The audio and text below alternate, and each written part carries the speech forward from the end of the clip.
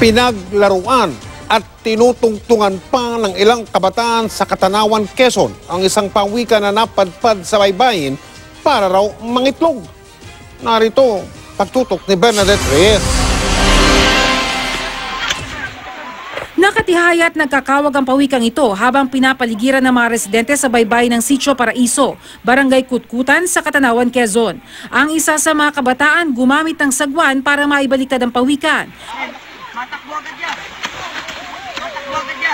Pero hindi makalis ang pawikan dahil ang mga bata may ibang pakay. Ang isang bata tumungtong sa likod ng pawikan at nagposing.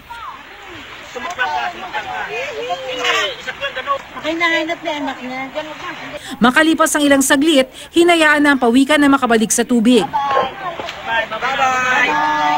Pero kung inakala niyong tahimik na makakaalis ang pawikan, ang isang lalaking ito humirit pa. Yaman na, Sawi, yaman na. Bitawan mo na. Hanggang dito na lang ang kuha ng video. Ayon sa may kuha ng video, pinakawalan din naman ng mga residente ang pawikan.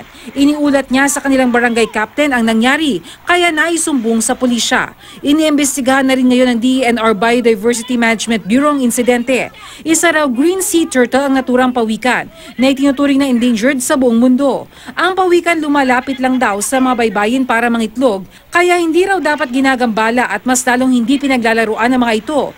Malaki raw ang negatibong epekto sa pawikan na ginawa sa kanya ng grupong nakuhanan sa video.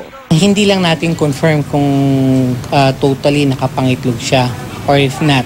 Kung meron intention yung pawikan na mangingitlog, just the same with the human being kapag manganak ka at i-defer yung panganganak mo or pangingitlog ni pawikan, very dangerous sa part ng mother turtle. Sa ilalim ng Wildlife Act, bawal ang paghuli, pagkain, pagbenta at pananakit sa ganitong uri ng hayop na may tuturing na endangered species o nanganganib na maubos. Sakaling mapatunayang may pagkakasala, may karampatang parusa at multa na naghihintay sa grupo. Ang penalty dyan kapag pinatay mo yan, kahit sinakta mo yan, meron kaukulang penalty yan. Lalo kung pinatay mo, nasa kalahating milyon lang naman ang penalty sa ganun. Sa isang offense yun. Bernadette Reyes, Nakatutok, 24 Oras.